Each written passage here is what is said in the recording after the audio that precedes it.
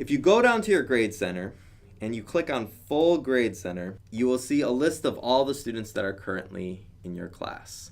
If I want to make this a little bit bigger, click this hide course menu thing. It gives me a little more space to work.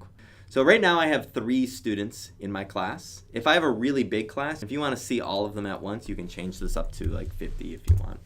And then you would see all of them at once. So I can see their first name, last name.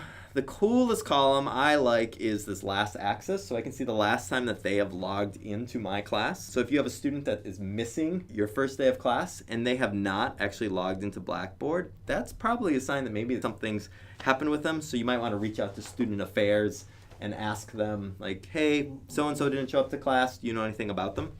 For free, you get these midterm and final grade columns. And to submit your midterm grades, this is just a plain text column, so I can just type in whatever I want right here. A, F, happy face, all of that stuff can go in there. And to submit midterm grades, that's all you have to do on the Blackboard side.